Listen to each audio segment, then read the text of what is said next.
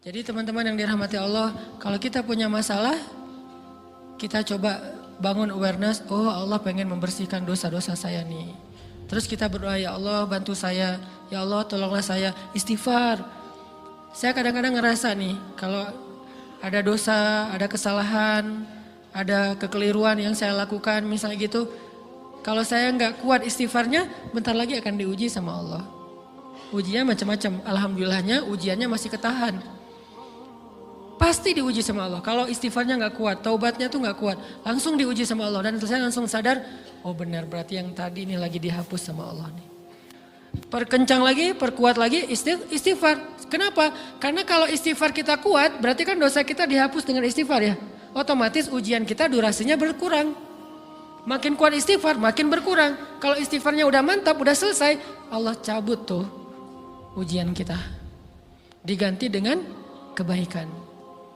Jadi teman-teman, kita coba sadari, oh kalau Allah menguji saya, memang saya banyak dosa. Sebelum kita mencari kambing hitam, nyalah-nyalahin orang lain, sebelum kita marah kepada orang lain, kadang wajar kita marah kepada orang lain gara-gara ucapannya, komennya, teks dari dia, wajar. Tapi sebelum itu, marah dulu kepada diri kita atas dosa dan kesalahan kita yang baru saja kita lakukan. Atau yang dulu kita lakuin dan belum benar-benar kita tinggalkan. Kalau kita ngerasa banyak dosa di masa lalu sebelum kita taubat, hijrah, berarti mungkin itulah alasan kenapa sekarang kita diuji setelah hijrah. Kenapa agak-agak harus jungkir balik setelah kita hijrah. Kenapa harus sedikit berdarah-darah setelah kita hijrah. Anggap aja itu untuk mengkifarat, membersihkan dosa-dosa kita yang telah lalu. Supaya apa? Supaya kalau kita pulang kepada Allah, kita pulang dalam keadaan bersih. Dan itu pasti akan menjadi orang yang paling beruntung. Daripada nanti diberesin di akhirat, mending diberesin di dunia kan. Soalnya kalau diberesin di akhirat itu lebih berat. Akhirat itu perlakuannya beda dengan di dunia. Di dunia kalau kita salah akan dibalas oleh Allah. Kalau kita belum taubat, dibalas oleh Allah sama. Tapi di akhirat ukurannya beda. Sehingga heran ya, kalau ada orang yang merasa beruntung lolos dari hukuman dunia, dia pikir dia udah lolos dari hukuman Allah. Mending dia beresin deh di dunia daripada nanti di akhir berlarut-larut. Itu bahaya banget. Kalau buat saya pribadi dan saya yakin teman-teman juga kayak gitu, gak mau ada masalah di akhirat, mending masalah di dunia aja. Tapi masalah di dunia juga kita gak mau berlarut-larut, pengen cepat dimudahin sama Allah. Caranya istighfar, istighfar, istighfar. Tidaklah Allah memberikan kepada kita ujian kecuali salah satu alasannya pengen menghapuskan dosa. Idza kathurat dzunubul 'abdi walam yakun lahu min amalin liyukaffiraha fabtalahu Allahu bil hazan liyukaffiraha. Kalau seorang hamba banyak dosa dan dia nggak cukup amal untuk mengkifarat dosa-dosanya, Allah akan menguji dia dengan rasa sedih, dengan rasa kecewa, dengan rasa berat, sakit hati untuk mengkifarat dosa-dosanya. Itu yang kita bangun, sehingga kalau ada masalah sama orang lain, kita memperbaiki diri dulu. Bukan sibuk dengan kesalahan dia terus menerus yang gak mau kita maafin. Misalnya ada teman kita nih, jadi clash sama kita. Hal pertama yang kita bangun, astagfirullahaladzim saya banyak dosa nih. Tapi kan yang salah dia, ya tapi mungkin dia nggak akan mengatakan kalimat itu, nggak akan bersikap kayak gitu kalau kita nggak punya dosa. Allah sengaja mengutus dia untuk menguji kita lewat kata-katanya, lewat perilakunya, karena kita punya dosa. Jadi penyebab pertama diuji itu bukan teman kita yang salah, itu penyebab kedua. Memang dia salah dan itu harus kita akui, realistis lah. Dia salah, dia nggak pas, dia nggak bijak, dia apa. Oke, tapi yang mentakdirkan dia salah kepada kita, Allah Subhanahu Wa Taala. Kenapa Allah takdirkan gitu? Karena kita masih punya banyak dosa. Allah kirim kita ujian, bisa manusia, bisa alam, bisa dalam diri kita sendiri. Itu semuanya adalah cara Allah untuk menguji kita dan membersihkan dosa-dosa kita. Ini yang kita bangun pertama. Yang kedua, kata Nabi di dalam hadis Bukhari, "May yuridillahu bihi khairan." Yang terkenal kan yufaqihu fiddin, itu yang terkenal. Ternyata ada dua modelnya. Ada may yuridillahu bihi khairan yufaqihu fiddin. Siapa yang Allah pengen kasih dia kebaikan agama, kebaikan, Allah akan buat dia mengerti halal dan haram. itu berarti Allah sayang sama dia. Ini satu model hadis. Ada model yang kedua, mirip redaksinya. May yuridillahu bihi khairan yusib min. Hadis Bukhari. Siapa yang Allah pengen ngasih dia kebaikan, Allah uji. Hah? Kok gitu caranya? Ternyata kayak gitu rahasianya. May yuridillahu bihi khairan, may yuridillahu bihi khairan. Siapa yang Allah pengen ngasih dia kebaikan, Allah kasih dia musibah atau ujian. Kenapa bisa seperti itu, Ustaz? Fa inna ma'al usri yusra, inna ma'al usri yusra. Seolah-olah Allah bilang di dalam ayat itu, kalau kalian mau dapat kemudahan, biasanya lewatnya kesusahan dulu. Kalau kalian pengen dapat keberuntungan, biasanya dapatnya kerugian dulu. Tapi keberuntungan dan kerugiannya pasti gak sebanding. Keberuntungannya jauh lebih besar daripada kerugiannya. Kerugian itu kayak modal doang, DP. Jadi kalau kita mau dapat kejutan dari Allah, Allah kasih kita DP. DP-nya apa? Ujian, DP-nya musibah, DP-nya rasa gak nyaman. Itu DP tuh. DP terhadap apa? DP dari Allah terhadap hadiah-hadiah besar yang Allah pengen ngasih ke kita setelahnya. Cuman banyak orang yang menolak DP ini. Sama kayak kita misalnya. Kalau kita mau ngasih dia hadiah, kita kasih dia kayak kejutan dulu. Dia lagi ulang tahun nih, disiram air dulu. Setelah itu dikasih hadiah-hadiah yang mahal. Rela gak disiram air demi hadiah? Rela, udah siramin lagi aja.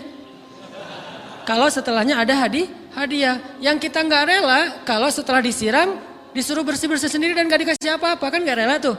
Berarti ini bab iman. Yakin gak kalau Allah tetap ngasih hadiah? Kan sabar dan iman itu ternyata tahu aman, kembar. Kalau kita yakin Allah ngasih hadiah setelah ngasih kita DP ujian, ya kita akan sabar. Gak apa-apa deh, bentar lagi mau dikasih hadiah, digini-giniin juga gak masalah.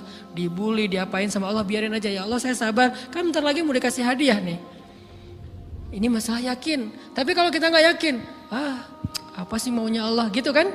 Begitu kalimat ini keluar, maka yang muncul setelahnya adalah mengeluh, berputus asa, dan gak akan sabar menghadapi ujian. Ujian, kata Nabi, may yuridillahu bihi khairan. Siapa yang Allah pengen kasih hadiah, siapa yang Allah pengen kasih kejutan, siapa yang Allah pengen kasih pertolongan, siapa yang Allah pengen kasih kebaikan, yusib min. Allah akan uji dia dulu. Ini sunnatullah. Sehingga kalau kita lagi diuji, yang kita lihat jangan ujiannya, apa setelah itu. Gimana ngelihatnya Ustaz gak kelihatan? Dengan mata hati. Istafti qalbak, tanya kepada hatimu, kelihatan gak? Dengan mata hati. Gimana ngelihat dengan mata hati? Dengan iman, saya percaya Allah pasti ngasih kebaikan setelah ini. Orang Allah sendiri yang ngomong, gak ada satu huruf pun di Al-Quran yang salah. Apalagi satu ayat, apalagi dua ayat. Fa inna ma'al usri yusra, ditegesin lagi. Inna ma'al usri yusra. Tapi usr dulu, baru yusr. Dikasih kesusahan sedikit, dikasih kemudahan yang banyak. Dikasih kesusahan sedikit, dikasih kemudahan yang banyak. Ini yang kita coba bangun tajdidul iman. Bangun memperbaharui yakin. Sehingga ketika kita diuji, sedih, wajar. Mengaduh sedikit bukan mengeluh ya. Kalau mengeluh kan nyalahin Allah. Kalau ngaduh, yang namanya orang dicubit kan, itu ngaduh. Tapi kalau, apa sih maunya Allah? Nah itu ngeluh. Antara mengadu dengan mengeluh berbeda. Mengadu itu manusiawi. Sedih itu manusiawi. Air mata bahkan bukan hanya manusiawi, itu rahmat dari Allah. Orang yang gak bisa menangis itu yang bahaya. Kalau kita masih bisa menangis, berarti kita masih peka hatinya. Bukankah anak kecil paling sering menangis? Berarti hatinya peka. Siapa lagi selain anak kecil yang paling sering menangis? Cewek. Cowok itu emang gak punya perasaan, makanya jarang nangis. Cewek dikit-dikit nangis, jangan bilang, cemen banget sih nangis, cengeng apa. Enggak, karena dia perasaannya lebih peka dari kita. Itulah kenapa Allah menitipkan bayi kepada perempuan. Kalau dititipin ke laki-laki hancur. Di balik kepekaan perempuan, di balik sensitifnya perempuan, di balik perasaannya yang luar biasa, di situ Allah Subhanahu wa taala menitipkan amanah, dia yang paling baik dalam merawat bayinya. Perempuan secara umum mungkin lebih banyak bicara daripada laki-laki ya. Walaupun ada orang yang perempuan pendiam banget, ada yang nggak ngomong sama sekali, misalnya diem-diem aja, ada. Tapi secara umum perempuan lebih banyak berucap daripada laki-laki. Emangnya ini kekurangan? Bukan. Ini kelebihan. kalau dia berikan itu dalam hal yang tepat. Apa yang tepat? Mendidik anak. Justru karena perempuan banyak ngomong, lebih baik dalam mendidik anak daripada laki-laki. Laki-laki itu kurang mendidik, kurang mengedukasi kepada anak dengan usia tertentu karena dia jarang memahamkan. Salah hanya marah, salah hanya ditegur. Kalau ibunya jelasin, nah gini sebelum tidur ibunya yang ceritain banyak cerita. Saya sendiri ngalamin sering mana seorang ayah sama ibu interaksi sama anak dalam bentuk verbal. Sering ibu. Jadi menangis itu rahmat dari Allah. Gak apa-apa, nangis saja. Dan itu tidak disebut mengeluh. Kamu kok nangis sih? Kan orang Islam harus sabar. Emangnya nangis dengan sabar itu bertolak belakang? Sabar tetap sabar. Ya nangis jalan aja terus nangis. Nangis apa pakai nangisnya gak cuma nangis doang. Emotikonnya juga nangis, berderai-derai gitu. Sampai air matanya menggenang gitu kan ya. Boleh lah. Ditambah lagi dengan visual menangisnya. Posting bahwa dia lagi tertusuk duri. Dengan postingan kaktus atau apalah. Dia pengen share ke semua orang bahwa saya sedang sedih. Sehingga nanti ketika ada orang yang menghibur dia dengan sedikit kata-kata yang sabar ya segala macam. Wah makin berderai-derai. Itu belum jadi. Kecuali dia keluarkan kata-kata mengeluh. Baru dia disebut orang yang banyak mengeluh. Berputus asa. Kalau mengaduh wajar. Walaupun ada nabi udah diuji berat gak mau mengaduh. Apalagi ngeluh. Zakaria. Digergaji mengadu aja enggak. Kenapa? Karena kata malaikat kalau kamu mengaduh sedikit aja. Maka Allah Subhanahu Wa Taala akan menghancurkan kaum ini. Dia kasihan kepada kaumnya enggak mau mengaduh. Satu-satunya orang yang kita tidak boleh mengaduh hanya orang tua. Atau itu mengeluh kalau untuk orang tua. Kalau yang lain enggak disebut mengeluh. Kalau ke teman, malas enggak apa-apa. Jangan sering-sering tapi. Apaan sih? Ke teman boleh. Tapi ke orang tua, saja itu bukan lagi mengadu, itu sudah mengeluh. Khusus untuk orang tua. Kalau di antara manusia. Kalau kepada Allah dan Rasul, pastinya lebih dari itu. Ketika kita diam saja, tidak langsung beranjak sami'na wa ata'na labbaik ya rabbi wa sa'daik, enggak memenuhi panggilan Allah, itu sudah disebut bagian dari kufur ingkar. Tapi minimal kita mungkin masih mengaduh, kita masih menangis, kita masih lelah, kita masih merasa lemah. Setidaknya kita tidak mengeluh. Kenapa? Kita percaya Allah kalau mau ngasih hadiah kepada hambanya, DP-nya itu ujian. Dan yakinlah hadiahnya minimal 10 kali lipat lebih baik daripada ujian itu. Minimal, karena gak ada amal soleh yang dibalas di bawah 10 kali lipat tuh gak ada. Amal soleh, amal ya bukan niat. Amal yang udah kita kerjakan minimal dibalas 10 kali lipat. Minimal, maksimalnya bighairi hisab, tanpa batas. Bighairi hisab, tanpa batas. Ada yang 700 kali lipat kayak sedekah. Tapi tetap aja ayat sedekah di akhirnya ujung-ujungnya apa? Bighairi hisab juga kan? Berarti sedekah itu minimal dibalas 700 kali lipat. Minimal. Kalau kita yakin. Selalu syaratnya kalau kita yakin. Dan